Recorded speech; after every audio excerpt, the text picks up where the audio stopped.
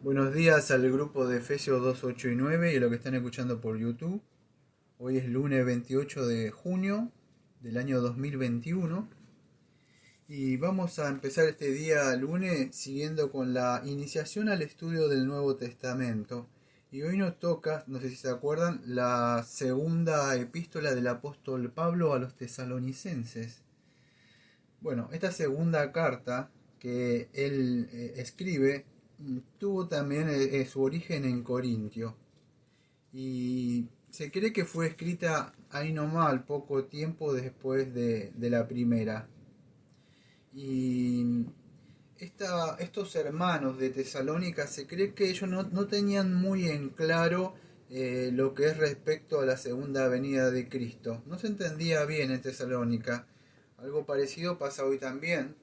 Cuando escuchamos las escuelas de escatología, muchos no entienden qué habla, o la escatología completa, y a otros creen que hay una escatología, el postmilianismo, el premilianismo histórico, el dispensacionalismo y el aminalismo, y bueno, y de eso se desprenden otras escatologías, o sea, en el sentido de la resurrección de los muertos, la segunda venida de Cristo, ¿sí? Bueno, hablando de escatología, pero acá Pablo está hablando ya del, creo que es de la parucía, de la segunda venida del Señor Jesucristo. ¿Mm?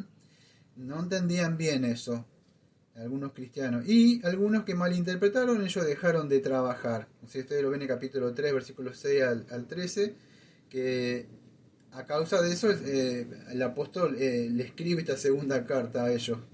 Y esto es más como, ¿cómo podría explicarlo? Es como un suplemento sobre la primera que había escrito.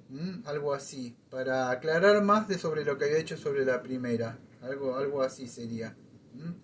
O de alguna forma para hacer más exacto o ampliar la información, podríamos decir, la segunda, por eso que es media parecida a la instrucción que tiene sobre la primera.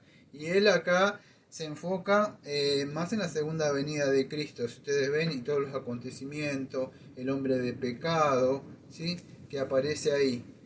Bueno, vamos a grandes rasgos a ver un poco sobre esta segunda epístola a los tesalonicenses. Es medio parecido a la primera, él hace unos saludos, los exhorta a él y le dice de que van a padecer sufrimiento, pero Dios va a juzgar a los pecadores en la segunda venida de Cristo. Está hablando casi de toda la escatología, pero acá en el versículo 3 en adelante dice que empieza un juicio, ya ahora empieza un juicio, y ahora muchos cristianos son perseguidos. Fíjese, a ver, en el versículo 6, porque es justo delante de Dios pagar con tribulación a los que atribulan, y a vosotros que sois atribulados, daros reposo con nosotros cuando se manifieste el Señor Jesús desde el cielo de los ángeles en su poder, en llama de fuego para dar retribución a los que no conocieron a Dios ni obedecieron al Evangelio de nuestro Señor Jesucristo, los cuales sufrirán pena de eterna perdición, excluidos de la presencia del Señor y de la gloria de su poder, cuando vengan aquel día para ser glorificado en su santo y ser admirado por todos que creyeron en Él, por cuanto nuestro testimonio ha sido creído entre vosotros. Bueno, entonces vemos que ya muchos de los cristianos están padeciendo, están sufriendo, pero él está diciendo que cuando Él venga van a enjuagar todas las lágrimas y va a venir un juicio. En grandes rasgos toqué por arriba nada más. Esto ya lo hemos considerado un par de veces, creo que lo he considerado en los Salmos cuando estuve hablando sobre esto. Entonces, y Pablo lo que está diciéndole de alguna forma que se mantengan firmes, que no se concentre tanto en los sufrimientos o para vivir así no vale la pena, no, porque Dios estableció un juicio donde va a juzgar a todos en el día que Él venga. Entonces él está orando después para que se mantengan firmes ahí bajo estas persecuciones o todo lo que venga. Bueno, Pablo sigue hablando un poco más en el capítulo 2 y ya se empieza a meter un poco más, vamos a decir, sobre la segunda venida de Cristo. Él habla en el capítulo 2 en el título que yo tengo de esta Biblia dice manifestación del hombre de pecado. Con esto podríamos, vamos a decir, tener muchísimo para hablar. Y se ha escrito, yo creo, muchísimos libros sobre esto, sobre quién es este hombre de pecado. Algunos lo asocian con el anticristo, otros no lo asocian con el anticristo. Tenemos para hablar la apostasía y otras cosas que aparece ahí, ¿no?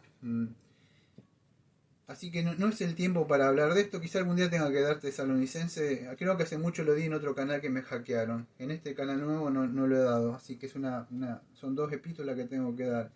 Pero para que se pueda entender un poco a grandes rasgos lo que hace Pablo acá, enseñándole a esta gente que no tenía bien en claro, le muestra que antes del Señor Jesucristo iban a surgir ciertas cosas.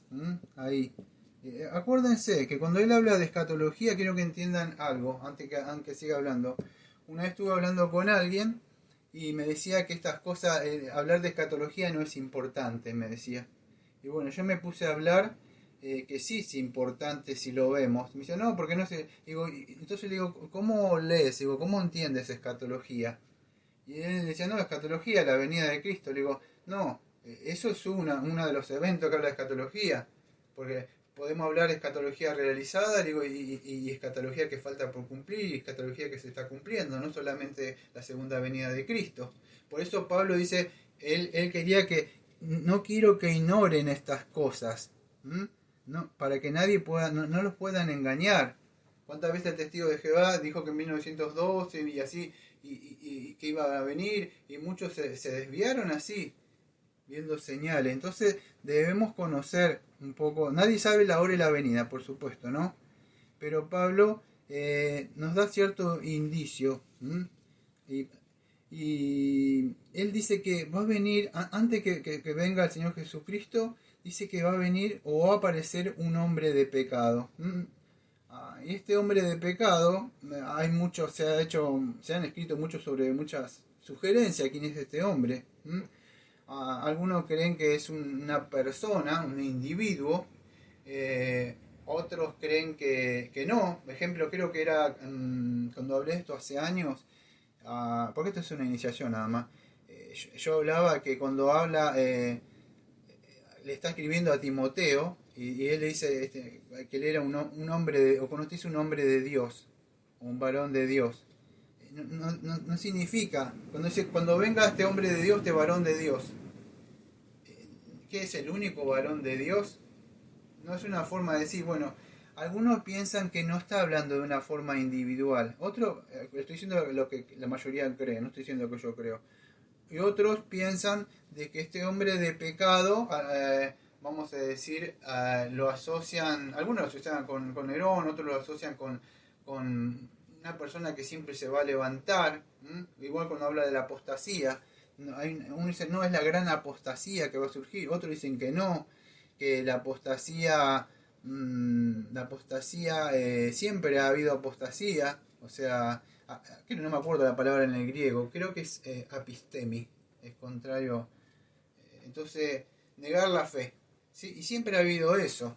Uno dice, no, la gran apostasía en masa. Bueno, el asunto es que siempre hubo apostasía, esto lo ven en Corea y todas esas cosas se revelaron, y muchas de las cosas siempre ha habido apóstatas que se volvieron de su fe, lo tienen a Demas, lo tienen a Judas, que una vez creyendo se volvieron atrás. Entonces, siempre ha habido apostasía. El asunto es que no podemos estar especulando, pero Pablo nos muestra ahí a grandes rasgos.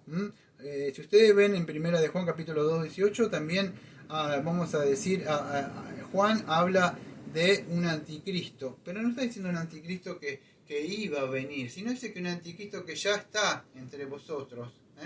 Algunos creen que se estaba refiriendo, por supuesto, lo digo, a algún emperador de esa época. Así que en sí no sabemos, no hay, vamos a decir, nada concreto ahí, porque Pablo aparentemente ella le había hablado a ellos. Él dice que ya había hablado aparte con ellos. O sea, lo que podríamos decir es que solamente esta gente que él le habló a esta iglesia es lo que está. Ya, vamos a decir, ellos sabían. Porque él dice, Pablo solamente dice, porque ya está en acción el misterio de la iniquidad. Solo que hay quien en el presente lo detiene hasta que él a su vez se ha quitado del medio. Bueno, esto es para hablar largo, es solo versículo. Algunos dicen que el Espíritu Santo, otros dicen que la iglesia, y otras cosas que ¿quién lo detiene? No me voy a poner a entrar a esto porque no es el tema, es una iniciación nada más. Y ya lo vamos a hablar algún día.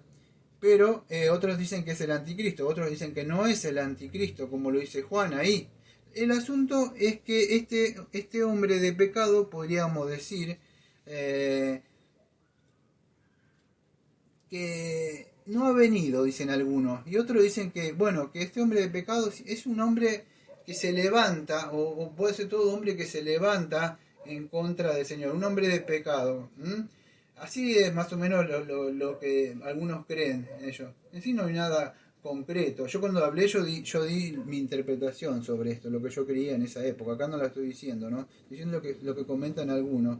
El asunto es cuando venga, dice que va a ser, creen que es en un futuro, porque cuando venga va a ser derrotado por el Señor Jesucristo. Creo que en el versículo 8, cuando dice y entonces se manifestará aquel inicuo a quien el Señor matará con el espíritu de su boca y destruirá con el resplandor de su venida. ¿Ves? Entonces cuando venga, está hablando en un futuro, el Señor lo va a matar, dice. En aquel inicuo lo matará con el espíritu de su boca y destruirá con el resplandor de su venida. ¿Ah?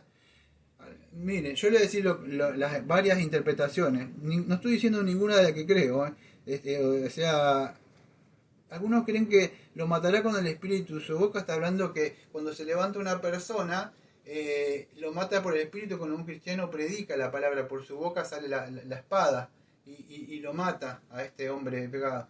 Otros creen que no, que cuando venga en su segunda venida él lo va a matar literalmente. Bueno, así se dividen muchas las interpretaciones de esto, ¿no? Pero lo cierto es que el advenimiento de este hombre es una obra de Satanás. En sí no es Satanás, no es Satanás, porque hace una diferencia. Este inicuo cuyo advenimiento es por obra de Satanás, con gran poder y señales, prodigio y mentiroso.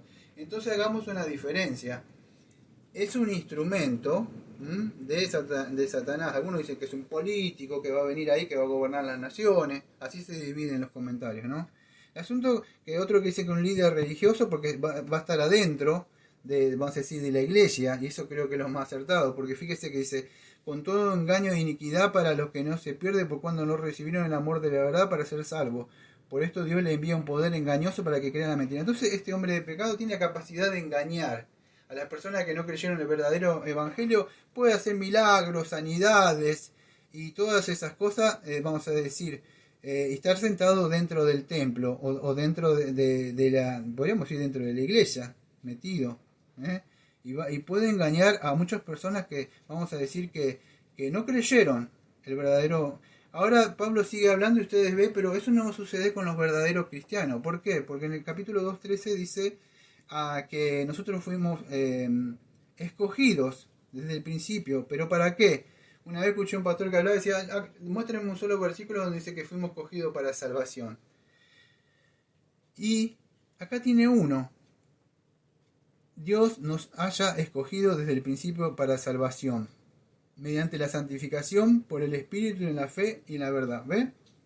Aquellas personas que el Señor haya llamado o haya escogido, no se va a dejar engañar por tanto sea que va a venir o es alguien que siempre se está levantando, pero los verdaderos cristianos en sí no se van a dejar engañar, aunque Él los quiera arrastrar. ¿Por qué? Porque dice que el Señor los escogió en su soberanía. ¿Para qué? Para salvación, mediante la santificación, o sea, apartados por el Espíritu. ¿Y qué? Y la fe ¿qué? En la verdad que es creer la verdad, la palabra de Dios, y en Cristo, yo soy el camino y la verdad. Entonces aquellos que creyeron con fe en la verdad, o sea, yo soy la verdad en Cristo, esas personas no se van a dejar engañar por venir a recibir tu sanidad, venir a recibir tu milagro, todas esas cosas que puede hacer, porque eso no significa que venga del Espíritu Santo. El Espíritu Santo regenera, da convicción de pecado de la persona, crea una nueva creación. Entonces es una nueva criatura, pero este hombre de pecado tranquilamente puede hacer engaños, iniquidades, y esa gente va a decir, ¿por qué? Porque no recibieron con amor, o sea, la verdad para ser salvos. Y Dios mismo, podríamos decir que este hombre es como la vara o el instrumento también, porque dice, porque Dios envía un poder engañador para que crean la mentira. Entonces fíjese, son aquellas personas que no creyeron el verdadero evangelio. Y bueno, él sigue hablando que después tienen que tener deben ser responsables teniendo en cuenta porque nadie sabe, entonces sigan trabajando, porque algunos se aprovechaban de otros, no querían trabajar, ¿eh? Y entonces lo que él dice es eso, sigan adelante, vamos a decir, porque ustedes fueron redimidos, ustedes fueron comprados, ¿eh? Y entonces ustedes son los amados del Señor, tienen que seguir trabajando mientras esperan la segunda venida del Señor Jesucristo. Esto fue, amado, a grandes, pero muy a grandes rasgos lo que dice esta parte de segunda de Tesalonicenses. Entonces, a no estar ociosos, estar atentos, seguir adelante a pesar que hay sufrimiento, hay un juicio que se viene contra los inicuos, muestra ciertas señales que se va a levantar quizá en un futuro un hombre de pecado, puede ser que se va levantando en todas las épocas.